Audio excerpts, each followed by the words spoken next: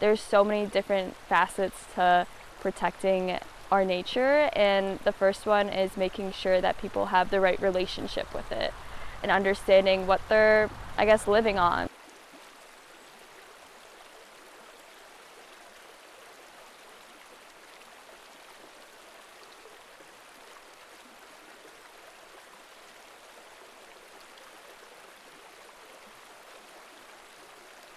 We're creating, a sort of drumbeat and a continuing cadence of developing young people into the sorts of environmental scientists and advocates that we know that we need in order to impact the change that now has become that much more urgent.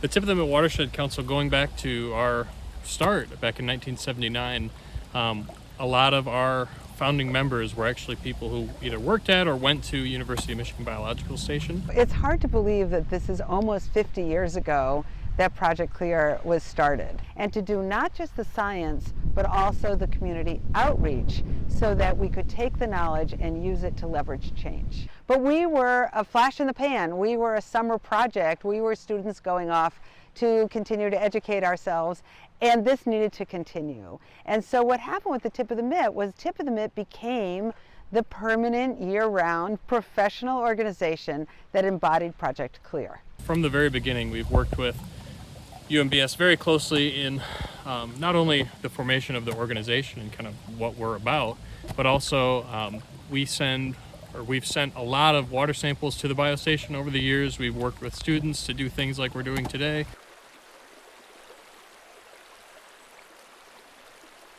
It's the Hungerfords crawling water beetle, and so we're doing a survey here because last year they did a survey and then they recently removed a dam. So we're looking at post-dam removal if the beetle is still here. And it's an endangered species. It's really small. It's hard to find. They are kind of a glacial holdover. When we had streams coming off from glaciers, these beetles made their homes in those areas, and then the theory is that they were very present here in northern Michigan, and then as we came up and we logged our streams and we changed this landscape drastically, they lost a lot of their habitat.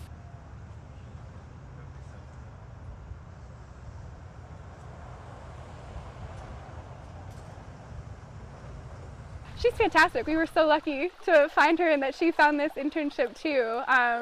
And I think just working at a nonprofit, she's found a great way to kind of mix in with everybody. You kind of have to do every type of job, go out in the field. She's also working on some different communication stuff with us, doing a lot of outreach. They're so next level on so many fronts. They've built such an incredible organization that, way would have ever exceeded my expectations.